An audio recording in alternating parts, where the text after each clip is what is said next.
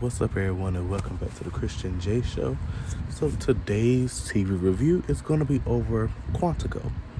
Now, Quantico came on ABC in 2015, and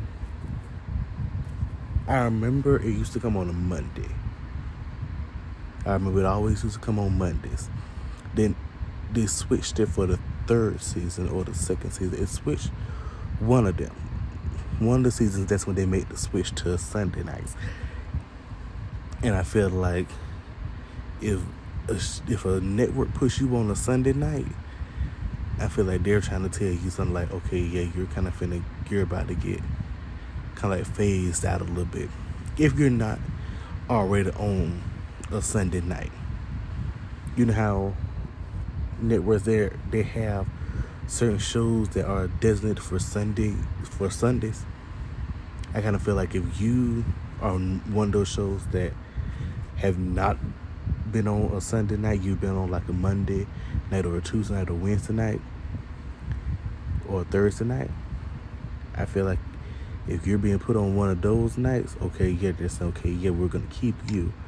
But I feel like if you've been put on Sunday night, yeah, I think you're getting ready to get the axe. That's just how I feel about it. Quantico stars Priyanka Chopra Jonas and Aunjanue Ellis.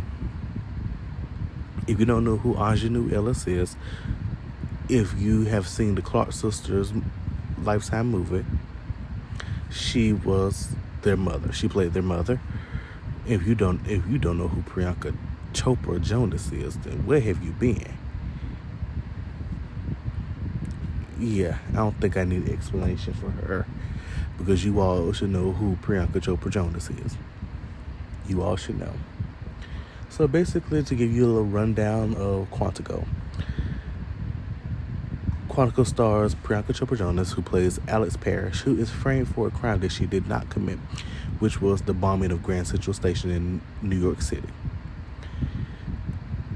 It takes us back to her Quantico days, where we're learning about every person, every suspect, because every suspect is a person from her class. So we're learning about everyone. Why did they get kicked out, or why did they do this, or what happened to this person to make them go cuckoo for Cocoa Puffs. Now, the second season, she joins the CIA. Third season, I don't know what happened, because I gave up after episode 1. Because episode 1, it just went somewhere else that I did not like. First, they put Ryan, who is Alex's boyfriend, on again, off again boyfriend, with her best friend. For some odd reason. Like, really? What we got going on? But basically, that's just the whole show. The whole show is basically Alex's,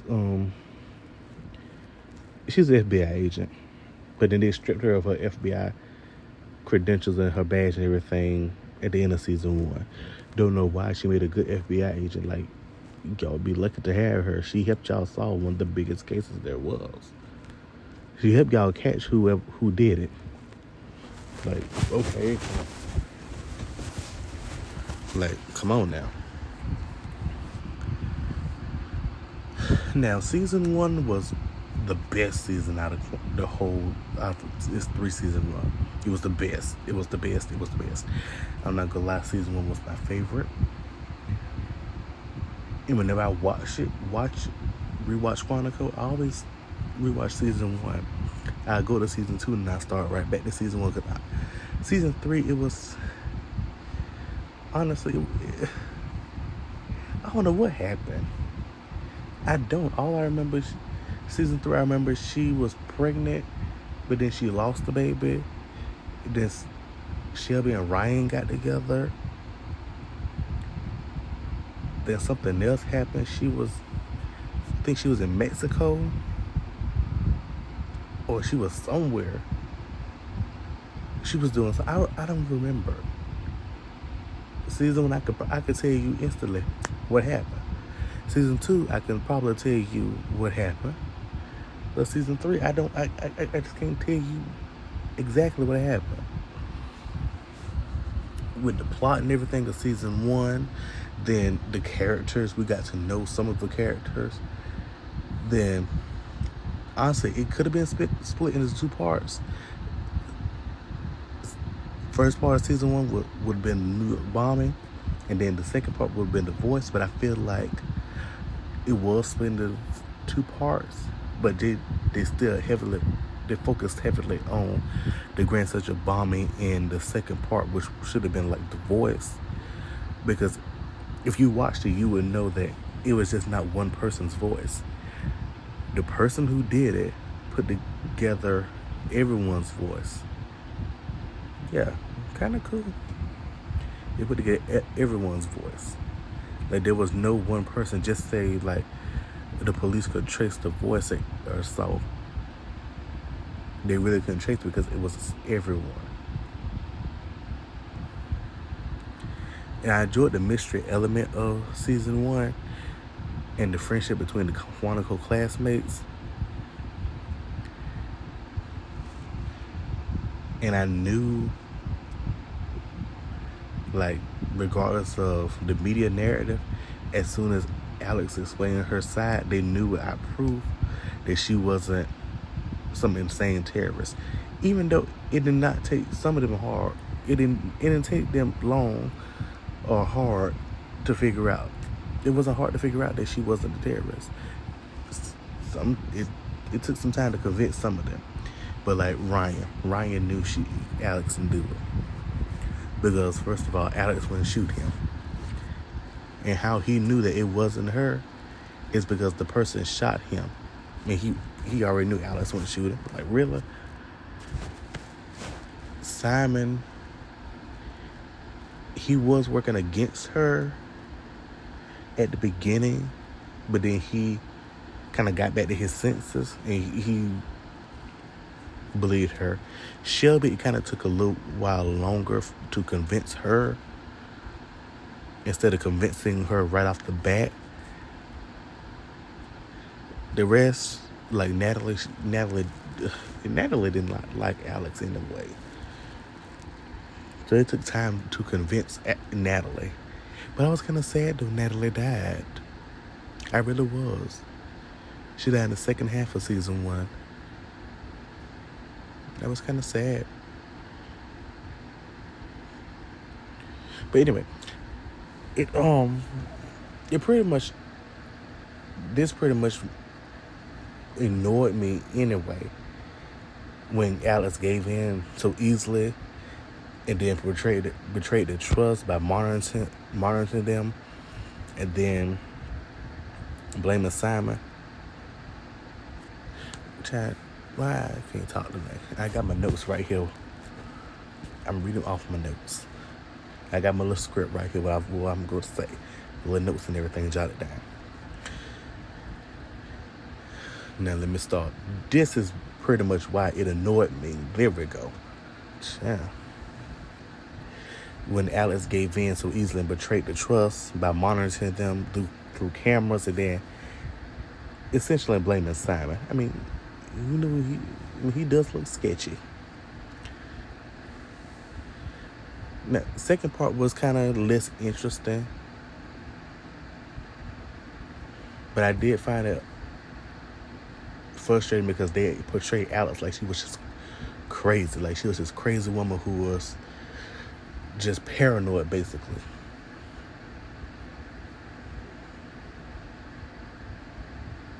And then my thing is, if she's telling y'all that this person called me or there's a voice, this person is calling me, making threats and everything, blah, blah, blah, blah, blah,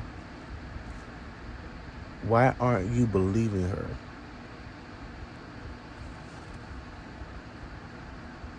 If you know she was innocent with the Grand Central bombing, don't you think why would you think she'd be making up something like somebody's calling her making terrorist threats and everything? And then why not hear her out or stay with her for a bit then maybe you might hear the person calling. Now, Drew, he was another love interest for Alex. I kind of liked the Drew. I kind of.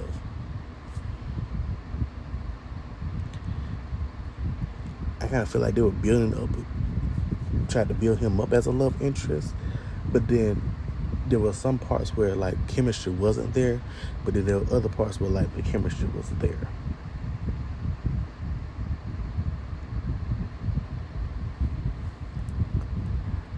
I do like how he was there for Alex on certain occasions, and she was there for him, and they understood each other after they got to know each other.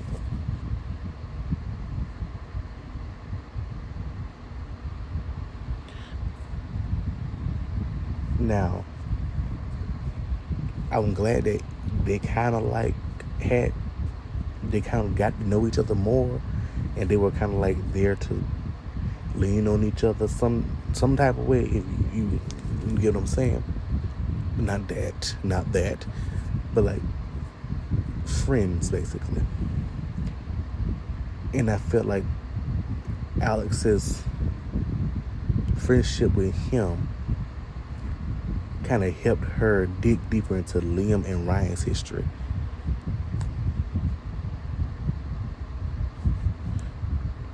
And I always knew something was off about Liam. Actually, I didn't. I didn't know nothing was off about Liam. I knew something, but I did not know something. I knew that something was kind of off about him, the way he was, like, always looking at Alex and always kind of like wanting to hang near or be near her. Or he would kind of like say stuff or look a certain way at Alex, but then I just talked off like, oh yeah, he wanted Alex and she wasn't being reciprocative, whatever that word is, reciprocal with the feelings. That's what I took it off as. Like, I knew something was wrong, but I did not know something was wrong. I knew something was off about him because of the way he would look at Alex, but I thought it was something like, oh, he probably likes her and she's not trying to like him back. I don't know. But then his tendency to go off book and then somehow get his partner killed or framed. Like, what's going on? But something told me after I rewatched again. Cause when I first watched the show back in 2015, I did not suspect anything from Liam until the last episode. Well, second to last, when they finally revealed the terrorist. And it was a shock to me. But after rewatching it and all that, I will say something was a little off, because he was so hell-bent on saying that Alex was the terrorist. She was the one who did this. She was the one who did that. I was like, so you're focusing on one suspect and you're not focusing on a plethora of suspects? Like, look at your Quantico class. Look at the class you taught at Quantico. Everyone would have a motive to do something like this. Simon would be he would be my number one suspect. I'm sorry, but Simon would be my number one suspect. Ain't no ifs, ands, or buts about it. That man would have been number one suspect for me. Just look at him. Look at those glasses. And look how he will always be walking around looking. He was a little awkward. And a little peculiar. And I'm not saying that all people that are awkward and peculiar are terrorists, but to me, he looked like the one who would have bombed Grand Central. I'm just saying. And then there were other things that Liam started doing that I started kind of like noticing a little bit. I can't really pinpoint, but I do remember there was a lot of things that he would do that kind of made me like a little like, something wrong with you, something off, something strange. Like, he would not let anyone tell him otherwise that maybe Alex didn't do it. He would, oh, she did it. I'm like, can you be for certain that she did?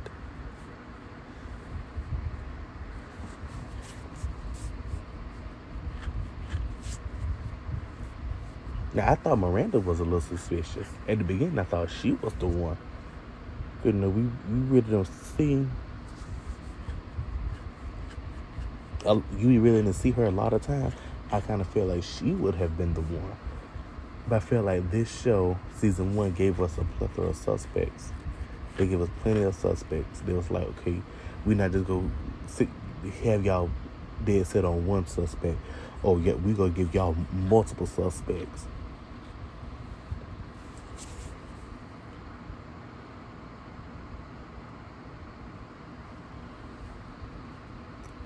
And Simon, I was happy to see that he was on screen again, but then sometimes Alex just kept pulling him into plans, and then it didn't go right, or he always got screwed over.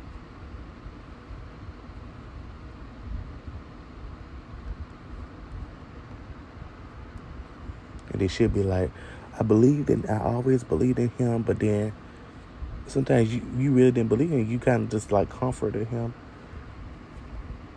when he got kicked out. And then that's basically about it. You really ain't do much of nothing, honey. Then he died. Oh, child, why did I say he so nonchalant? But yeah, he died. He died a hero though, because old Mastermind Liam had a little bomb playing it, basically, in Quantico. He was gonna kill the whole Quantico class that was graduating. Yeah, but not Alice's class. Remember I said they always took you back to her classes?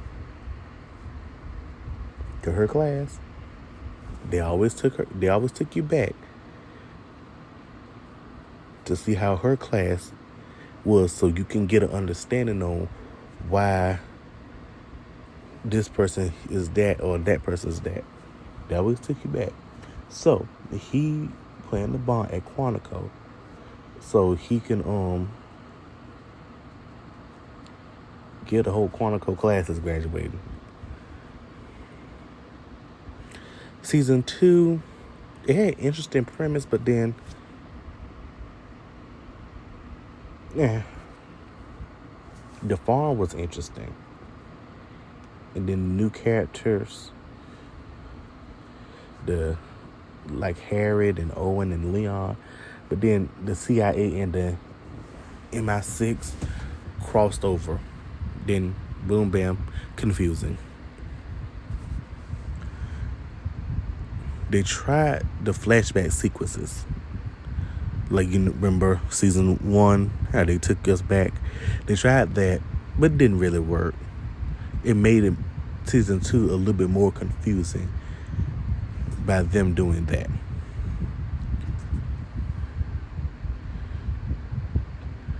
Ryan and Alex, they really got on my nerve this season, because on again, off again. Are we this? Are we that? We got good chemistry, but we're not acting on it. Oh, I'm mad at you. You're mad at me. We need to go. I'm breaking up with you. Oh, well, I just need to have one final kiss with you. Oh, I just need to do this with you. It was just basically on again, off again. Really got on my nerve. Like, if you go be together, be together. If you're not, you're not. But then they always portray Alex as flirty and always interested in essentially quote unquote sleeping with the boss. Like,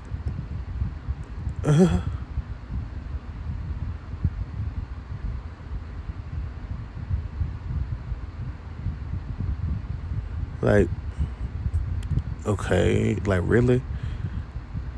Like, Alex is gorgeous.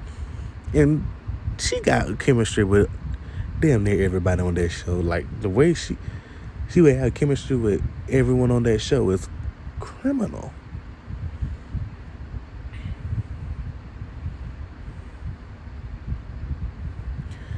To me,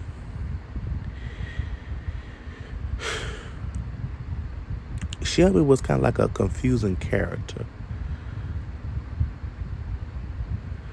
I enjoyed her platonic interactions with everyone, but then the writers did her dirty. Sleeping with Caleb, then slept with his father. To me, that kind of, it didn't really scream like Shelby to me. They was trying to portray her as like the spoiled, rich, dumb blonde, if you get what I'm saying.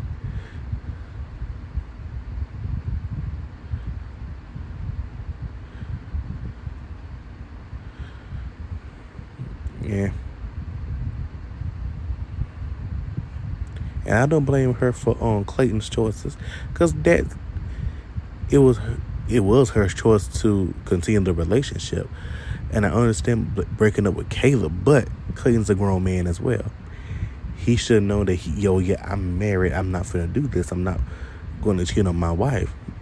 Yeah, a lot of people they kind of like blame Shelby for his choices, but we need to recognize that there are two people in an affair, and he should have been one person to have common sense to say, "Oh, you know what? I'm not going to do this.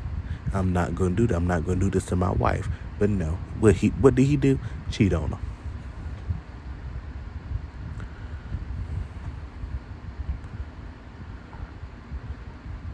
And I definitely saw chemistry between Shelby and Clay, Caleb's brother.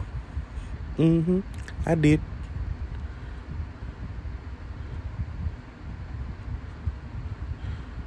I was I was kind of rooting for it. I was like, oh, chemistry coming? Okay, y'all might need to act on it. All right, go ahead now.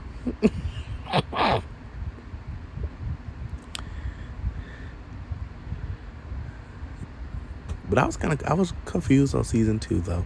I was. Season 3.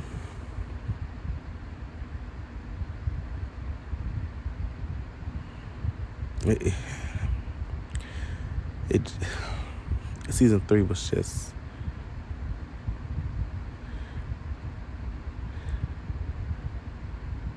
it was just okay. It wasn't.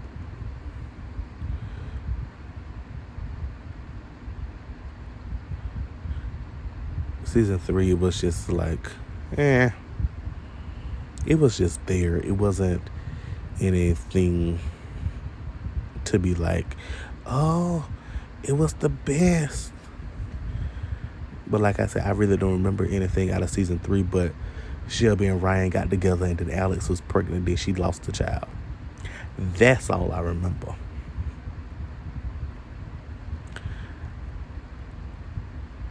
But I do know, I heard someone say that the writers said that they were planning, that their plan for season 4 before it got canceled was that Alex and the guy that she was with in season 3 were going to end up raising some girl together.